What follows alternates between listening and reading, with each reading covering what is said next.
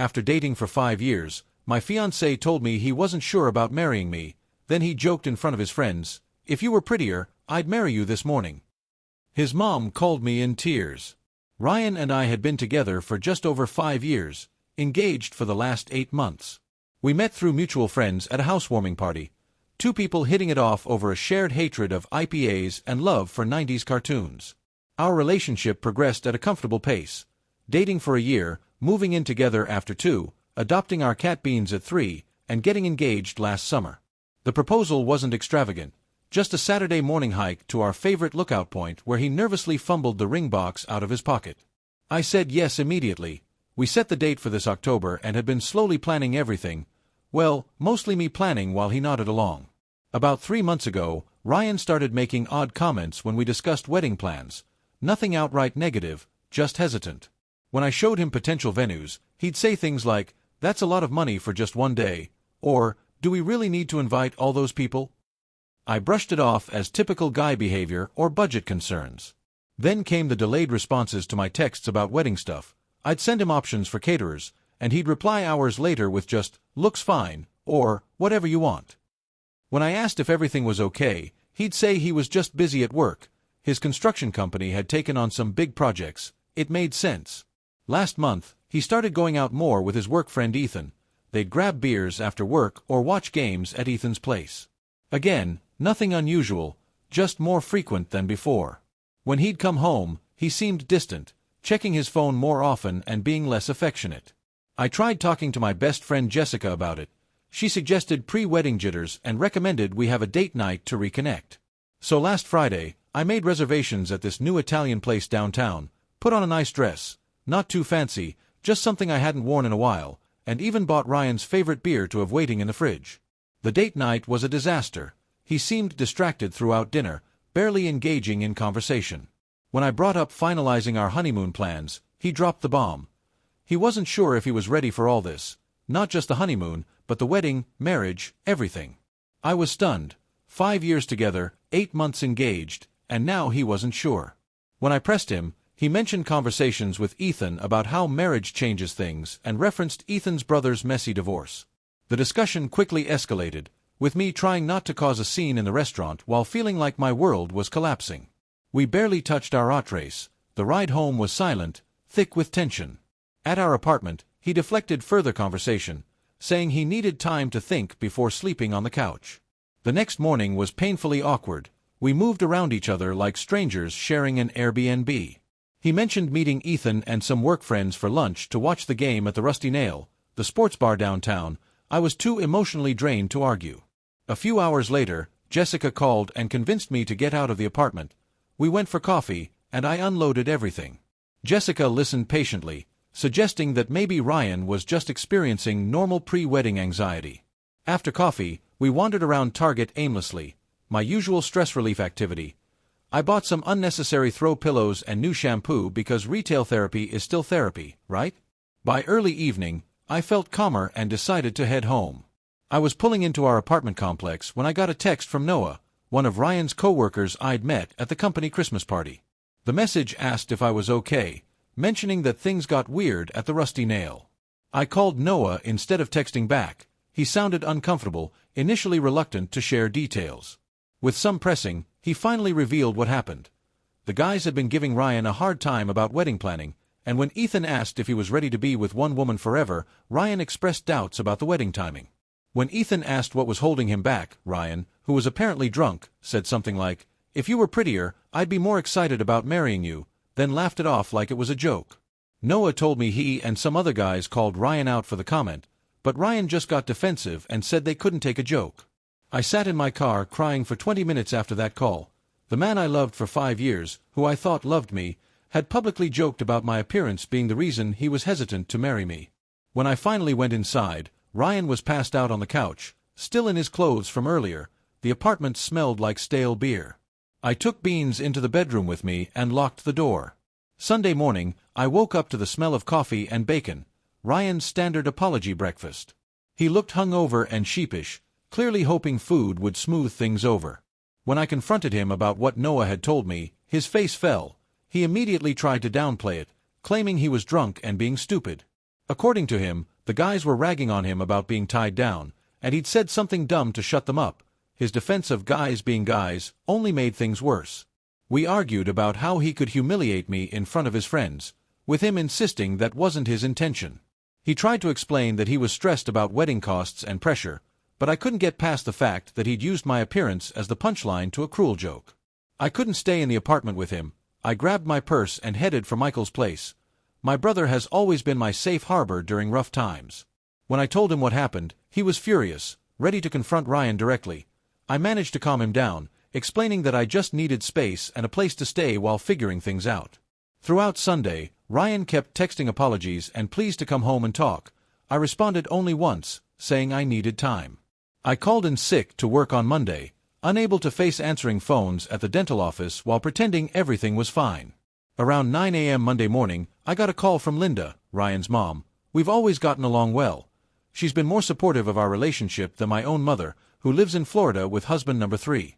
She sounded upset, saying Ryan had called her the night before, and there was something important I needed to know. She asked if we could meet somewhere to talk, and that's where I was, sitting in my car outside the coffee shop where I was supposed to meet Linda in 15 minutes, wondering what else there could possibly be to know and if my 5-year relationship was completely over. First update. Thank you all for the overwhelming support on my original post. I didn't expect thousands of comments. I tried to read as many as I could between crying sessions and stress-eating the emergency Oreos from my brother's pantry. For those asking, yes, I met with Linda, Ryan's mom, and I'll get to that at the end of this update. A lot has happened in the last 2 days, and I'm still processing everything. After posting on Monday, I called in sick to work again. My boss was understanding. I've only used 2 sick days in the past year, and apparently I sounded like death on the phone. I spent most of the morning in Michael's spare room/storage closet, scrolling through your comments and trying to gather my thoughts. Around noon, Jessica came over on her lunch break with sandwiches from that deli near the hospital where she works. I hadn't eaten much since Sunday, so even though I wasn't hungry, I forced myself to take a few bites. Jessica gently reminded me that I couldn't avoid Ryan forever. We lived together, had joint accounts, and eventually would need to talk. She was right, obviously. I couldn't hide at my brother's place indefinitely, especially since Michael's girlfriend was coming over for dinner that night.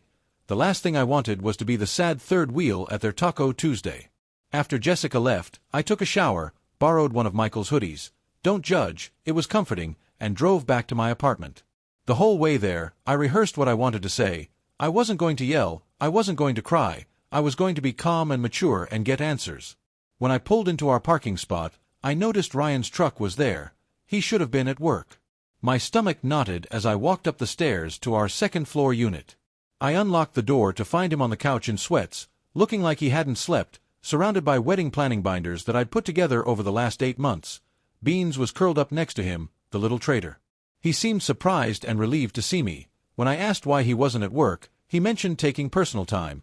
He'd apparently been looking through all the wedding plans, trying to figure out how he messed up so badly. I remained standing by the door, not ready to sit next to him, and told him that looking at wedding plans wasn't going to fix what he'd said. What followed was a long, difficult conversation. He apologized again for the bar comment, calling it inexcusable and claiming he didn't even believe it. When I asked why he would say something he didn't believe, he explained he was trying to look cool in front of his friends, a response that only made me angrier.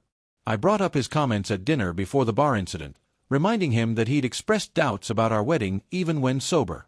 He admitted to feeling stressed about multiple things: a work project falling behind schedule, Ethan's constant marriage horror stories, and anxiety about our wedding budget. But instead of talking to me about these concerns, he bottled everything up until it exploded in the worst possible way. As our conversation progressed, he revealed something new: fears about turning into his father. Ryan rarely talked about his dad, who left when he was 12 after having an affair with a coworker and moving to Arizona to start a new family. Although Ryan had always insisted it didn't affect him much, he now confessed that he worried about having some genetic predisposition to cheat or abandon his family. I pointed out that he wasn't his father and that genetics don't determine relationship choices.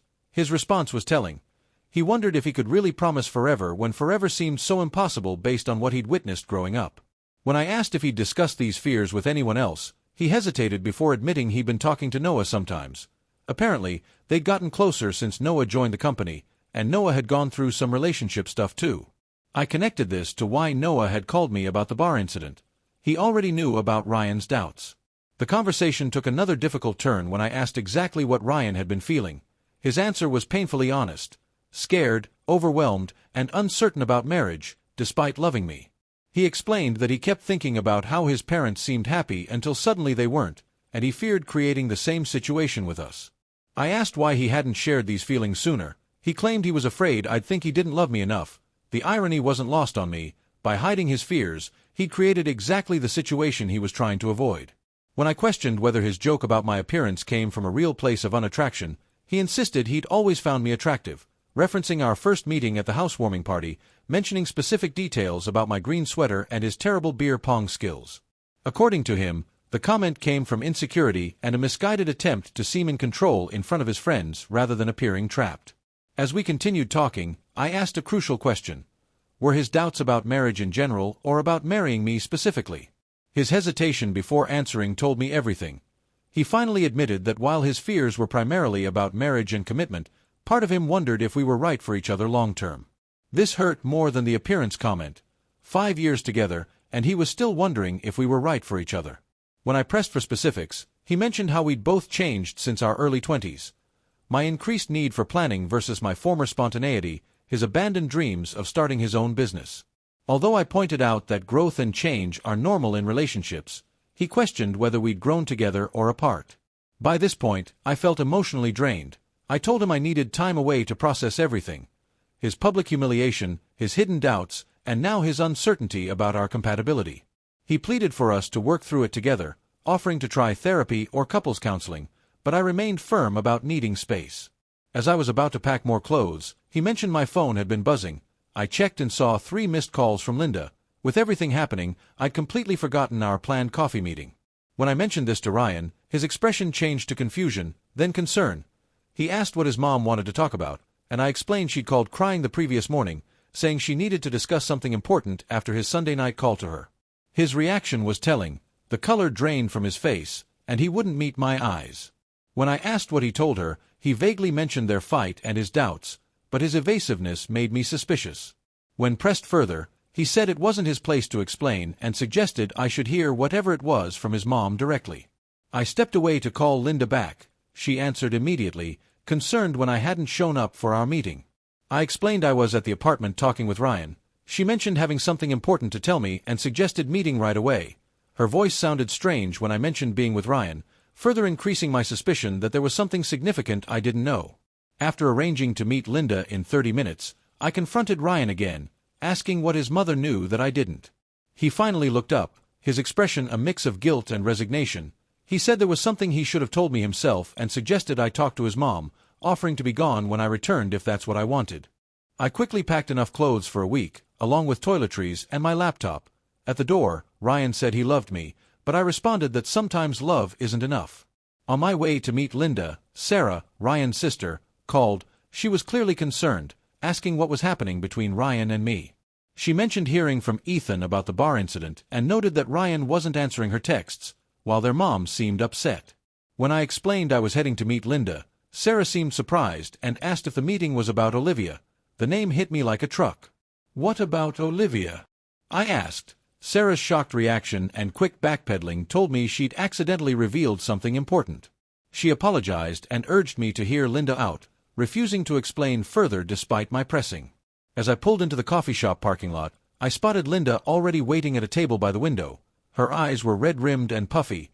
Whatever she was about to tell me, I had a feeling it was going to change everything. My phone buzzed with a text as I walked toward her table. It was from Ryan. Whatever my mom tells you, please remember that I do love you. I just got scared and made terrible mistakes. I'll understand if you can't forgive me.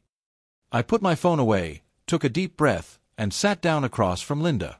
Second update. Thank you all for the support on my previous posts. Reading your comments has been both comforting and overwhelming. I haven't been able to respond to many, but please know I've read them and appreciate the advice. I'm writing this from a new location, Jessica's apartment. After meeting with Linda yesterday, I couldn't face going back to Michael's or our apartment. Jessica has a pull-out couch that's slightly more comfortable than Michael's storage room futon, plus her cat Pepper doesn't judge me for crying into my cereal at 2 a.m. So, the meeting with Linda. Where do I even start? The coffee shop was busy for a Tuesday afternoon. Some local community college had just let out classes, and students with laptops occupied most tables. Linda had managed to snag a corner booth, the kind with high backs that create at least the illusion of privacy. She looked different than the last time I'd seen her at our monthly family dinner 3 weeks ago. Her usually perfect bob was slightly disheveled, and she wasn't wearing any makeup. In the 5 years I've known her, I've never seen Linda without at least mascara and lipstick. She's not vain. It's just a routine, like how some people can't start their day without coffee. When I arrived, she stood to hug me. She smelled like those lavender dryer sheets she always uses. I ordered a black coffee, even though what I really wanted was one of those caramel things with extra whipped cream.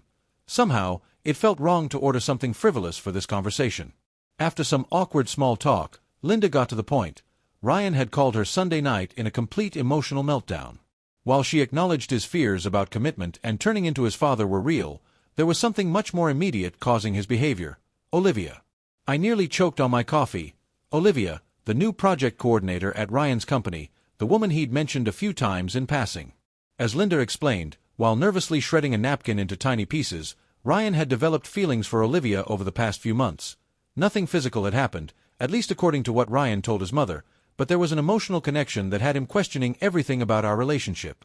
I sat there, trying to process this information, feeling like the coffee shop was tilting sideways while Linda continued talking. I was mentally connecting dots, building a timeline. Olivia had started at Ryan's company around New Year's. I'd met her briefly at the company holiday party in March. By then, Ryan had already been acting different, more distant, checking his phone constantly, spending more time with work friends. What I'd written off as stress from his big project now looked like something else entirely. When I asked Linda why she was telling me this instead of protecting her son, her eyes welled up. The parallel to her own marriage breakdown became clear as she shared more details. Before Ryan's father left for Arizona with his coworker, there had been months of distance, hurtful comments, and manufactured arguments, all designed to create distance rather than admit the truth.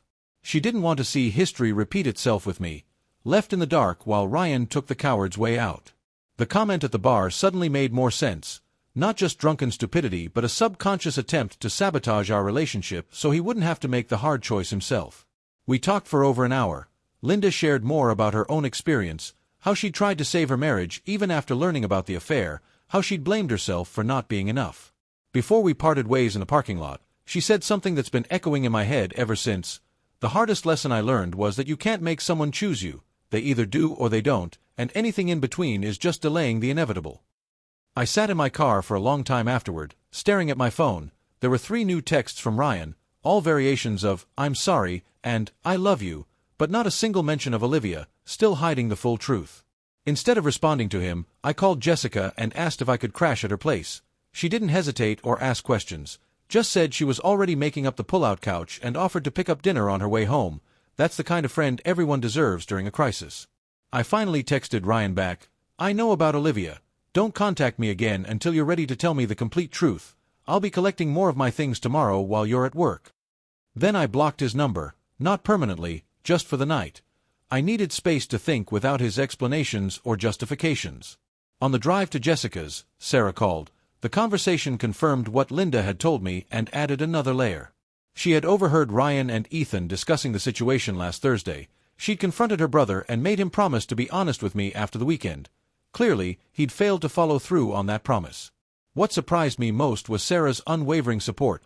Despite being Ryan's sister, she made it clear she was on my side in this situation. The relief I felt was enormous. I'd been worried about losing not just Ryan but his entire family, who had become my family over the years.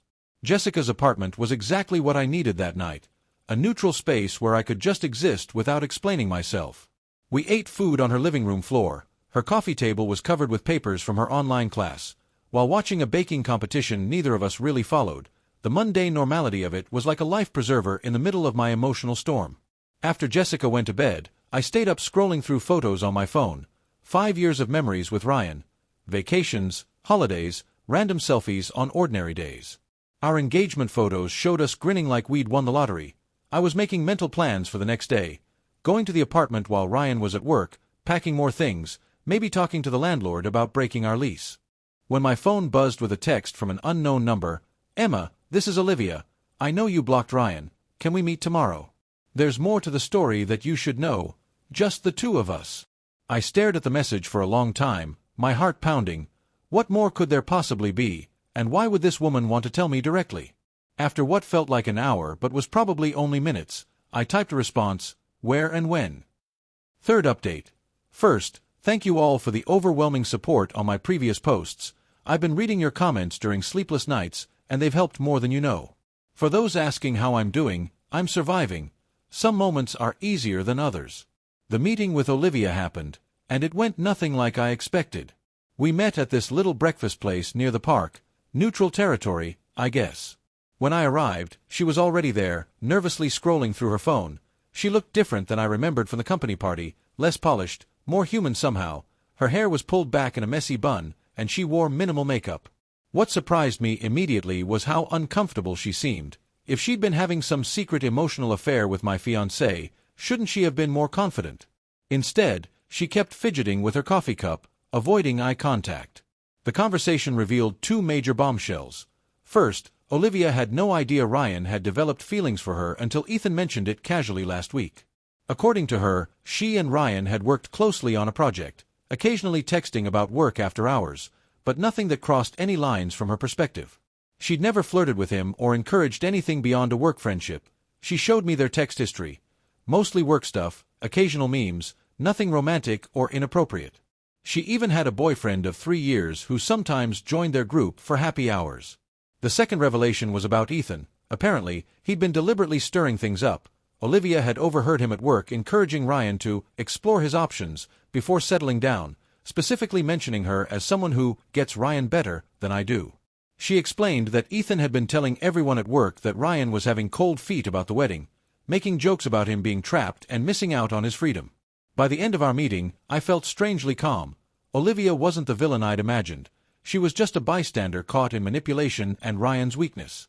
Before we parted ways, she said something that stuck with me. You seem like someone who knows their worth. Don't let anyone make you question it. I left that meeting with a new perspective and a plan. This wasn't just about Ryan and me anymore. It was about Ethan's toxic influence, Ryan's family history, and where I fit into all of it. I texted Sarah afterward, asking if she'd help arrange a family meeting at her apartment, neutral territory, since I wasn't ready to be alone with Ryan yet. She agreed immediately. That brings me to yesterday's dinner. Sarah had set everything up in her small but cozy apartment. She'd ordered food from that Italian place near her building, nothing fancy, just pasta and salad. Linda arrived first, then Ethan, Sarah had insisted he attend, and finally Ryan, who looked like he hadn't slept in days. The first 20 minutes were excruciating. We all sat around Sarah's dining table, pushing pasta around our plates, making strange small talk about the weather and Sarah's new coffee table. The elephant in the room was practically stealing food off our plates, but no one wanted to be the first to acknowledge it. Finally, Linda broke the silence by stating bluntly that we weren't there for a social gathering but to address what had been happening and find a way forward. That opened the floodgates. I shared what I'd learned from Olivia, watching Ethan's face carefully as I spoke. The way his expression shifted from confusion to defensiveness told me everything. He tried to interrupt, claiming he was just looking out for his friend, but Sarah shut him down immediately. Ryan mostly sat in silence, staring at his barely touched pasta. When directly addressed, he admitted that Olivia had just been friendly, but he'd built it into something else because he was scared of turning into his dad. Linda visibly flinched at that comment. When I brought up the joke at the bar, Ryan looked genuinely ashamed. He admitted it had nothing to do with Olivia. It was just him being a coward. Ethan was giving him a hard time about being whipped, and instead of standing up for our relationship, he'd said something horrible to seem cool. According to Ryan, it was never about my looks. Ethan tried to dismiss it all as just guy talk, but Sarah reminded everyone that Ryan and I were supposed to get married in 3 months. That simple statement, the reminder of our rapidly approaching wedding date, hit me like a physical blow. The save-the-dates had gone out, deposits had been paid, my dress was hanging in Jessica's spare closet, waiting for final alterations. That's when I quietly said I didn't think the wedding was happening anymore. The room went silent. Ryan started to protest, but I cut him off. I explained how I'd spent the last week trying to understand how we got here. What I'd realized was that this wasn't just about Olivia or that joke or even Ethan's toxic influence. This was about Ryan not being honest with me or himself. I told him how I'd ignored the signs for months.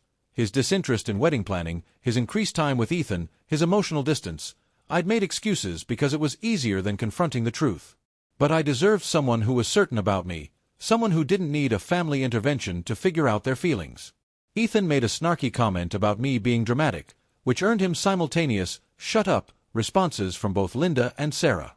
Ryan insisted he was certain about loving me, just scared of messing everything up. I pointed out that he already had. The conversation continued for hours. There were tears, heated words, especially between Sarah and Ethan, and difficult truths. We rehashed old wounds and uncovered new ones. Around midnight, when everyone was emotionally exhausted, we reached the inevitable conclusion. The wedding was off, our 5-year relationship had run its course. It wasn't a screaming match or a dramatic exit, it was a mutual recognition that something fundamental had broken between us. Trust, maybe.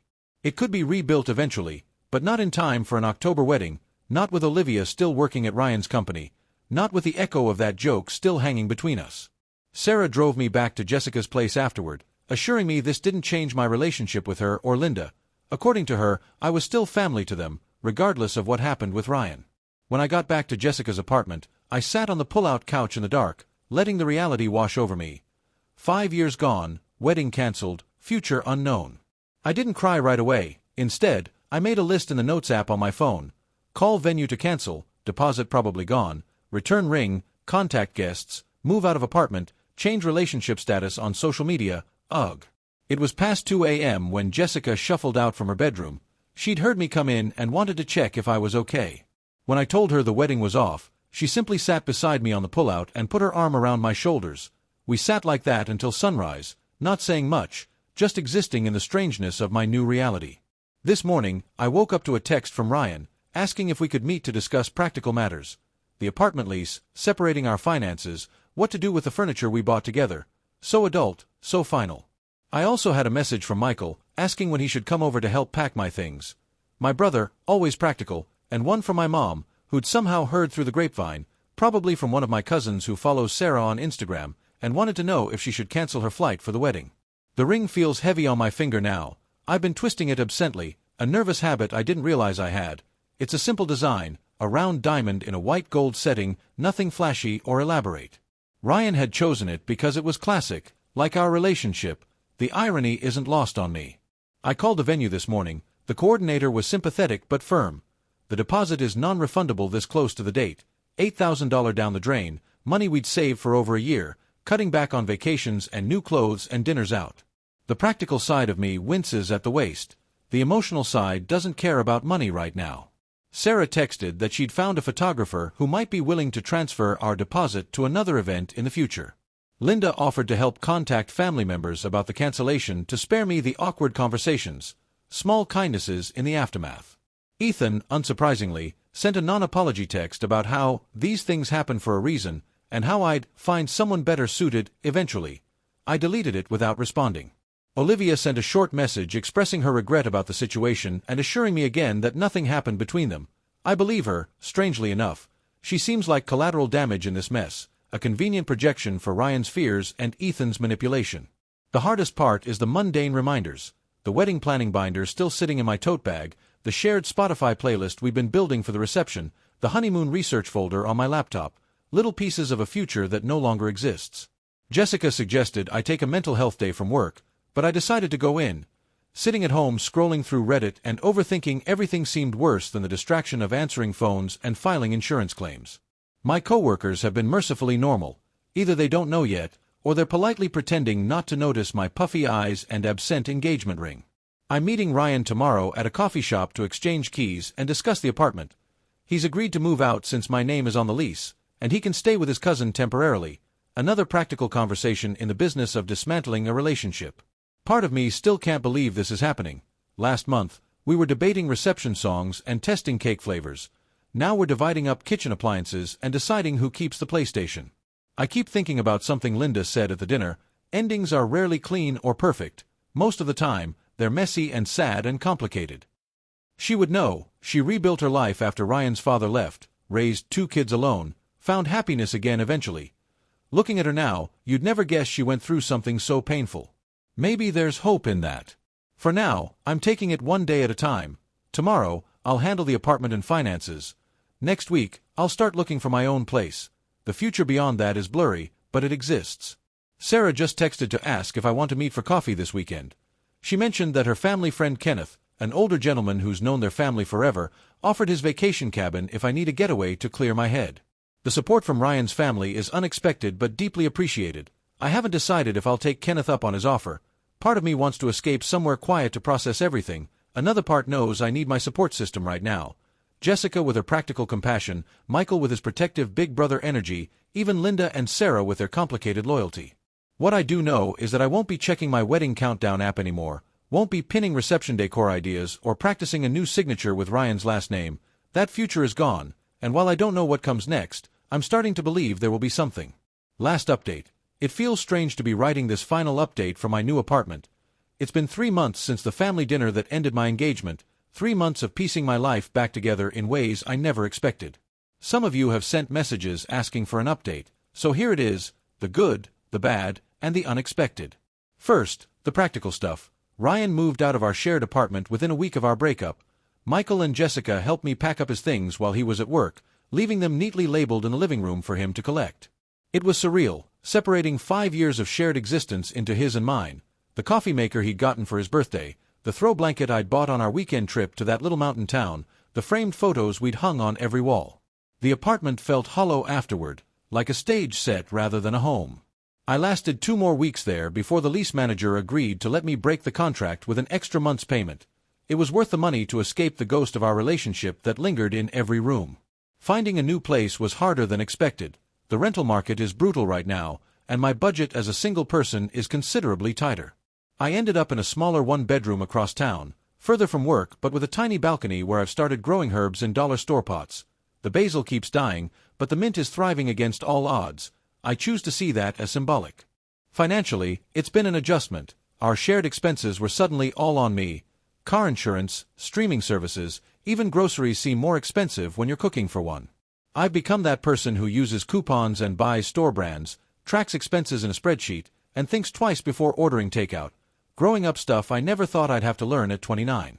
The wedding vendors were surprisingly understanding. The venue kept our deposit but sent a kind note hoping I'd find happiness. The florist refunded half our payment despite their no-refunded policy. The DJ recommended his brother, who works at a therapy center, an unexpected but thoughtful gesture. The engagement ring sits in my dresser drawer in its original box. Ryan said I should keep it or sell it, that it was bad karma for him to take it back. I haven't decided what to do with it yet. Some days I forget it's there, other days I open the box and stare at it, wondering how something so small could have represented such big promises. Social media was its own special hell. I waited 2 weeks before changing my relationship status, dreading the flood of questions. When I finally did it at 2 a.m. on a Tuesday, the notifications poured in anyway. Well-meaning friends with their "what happened" messages, distant relatives offering prayers. Former classmates I hadn't spoken to in years suddenly sliding into my DMs with faux concern that felt more like curiosity. I posted a brief, vague statement about mutual decisions and requesting privacy, then muted notifications and threw my phone across the couch. Later, I posted a single photo of my new apartment keys with the caption, "New Beginnings." It got fewer likes than my engagement announcement but felt more genuine somehow. Now, about Ryan, we've spoken a handful of times since the breakup, mostly about practical matters. Mail that came to the wrong address, the shared cloud storage account we forgot to separate, returning a borrowed air fryer to his sister. Each conversation has been civil but strained, like acquaintances forced to make small talk in an elevator. He's still working at the same company, still friends with Ethan, though Sarah tells me they've had some falling out recently. He's still living at his cousin's place, according to the grapevine, aka Sarah. The situation with Olivia got awkward after our breakup. She requested a transfer to a different team and has been cold toward him since learning the full story. The biggest surprise came last month when Ryan texted, asking if we could meet. We hadn't seen each other face to face since the key exchange at the apartment, and part of me was curious what he wanted. We met at a coffee shop near my new place, neutral territory, with plenty of witnesses, as Jessica half-jokingly suggested. He looked different, thinner, with darker circles under his eyes, wearing a shirt I didn't recognize. The first 10 minutes were stilted small talk about work and weather, then he pulled out a journal. "I've been seeing someone," he said, and my heart did a weird little stutter before he clarified. A therapist, he meant. The journal was part of his therapy. Daily reflections on patterns and behaviors he wanted to change. He'd been examining his relationship with his father, his friendship with Ethan, and the way he treated me. He didn't ask for forgiveness or reconciliation. He just wanted me to know he was working on himself. "I should have done this years ago," he admitted. "Maybe things would have been different." It was the most self-aware I'd ever seen him, and I found myself genuinely hoping therapy would help him. not for my sake, that ship has sailed, but because carrying around that much unresolved family trauma seemed exhausting. Before we parted ways, he mentioned he'd heard I was still close with his mom and sister. "I'm glad," he said. "They need good people in their lives." That's been one of the strangest parts of this breakup, maintaining relationships with Ryan's family while disconnecting from him. Linda texts me weekly, usually sending funny memes or updates about her garden. Sarah and I have breakfast every other Sunday at this little diner halfway between our apartments. They've been careful not to put me in uncomfortable positions or share too much about Ryan, respecting the boundaries I've set. As for me personally, I'd like to say I've had some profound awakening, that I've found myself through this heartbreak. The reality is messier. Some days, I feel liberated, relieved that I didn't marry someone who could hurt me so carelessly. Other days, usually when my hot water heater acts up or I can't reach something on the top shelf that Ryan would have grabbed for me, I miss the practical comforts of partnership. I've started therapy too, not because of the breakup specifically, but because it made me realize how much I'd compromised myself in that relationship, how many red flags I'd ignored because they came wrapped in the comfort of familiarity, how much of myself I'd set aside to make room for Ryan's needs and insecurities. My therapist suggested I reclaim some parts of myself that got lost along the way. I've resumed hiking on Saturday mornings, something I'd stopped doing because Ryan always complained about early wake-ups on weekends. Dating again feels like a distant concept, though my colleagues have started making noises about setting me up with this great guy they know. I'm not ready. Maybe in a few more months, maybe longer. Right now, I'm still learning how to be comfortable in my own company. The most unexpected came from what should have been the saddest task: canceling our honeymoon. We'd booked a 10-day trip to the coast, renting a little cottage with a deck overlooking the water, non-refundable of course. 4 weeks, I ignored the reminder in my calendar, unable to face losing that deposit too. Then Jessica suggested something radical: take the trip anyway, by myself. "You've never traveled alone," she pointed out. "Maybe it's time." The idea terrified me at first. 10 days alone in a romantic cottage meant for two. It sounded like the setup for a sad indie film. But the more I thought about it, the more appealing it became. I could wake up when I wanted, explore without compromising, read an entire book in one sitting if I felt like it. So that's where I'm headed next week, to a honeymoon cottage, solo. I've packed 3 paperbacks, downloaded some podcasts, and splurged on a new swimsuit that I chose entirely for comfort rather than how it looked to someone else. My mom thinks I'm crazy. Michael offered to come with me for part of the time. I declined. Sarah suggested I download a dating app just to see who's out there. Maybe, but probably not. I don't know what I'll find on this non-honeymoon honeymoon.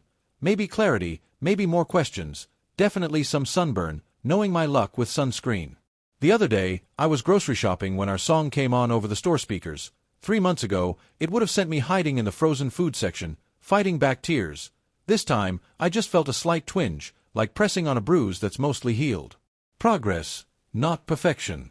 I'm not going to pretend I've got everything figured out. My new apartment shower has mysterious temperature fluctuations. I killed another basil plant yesterday. I still occasionally grab my phone to text Ryan about something funny before remembering we don't do that anymore.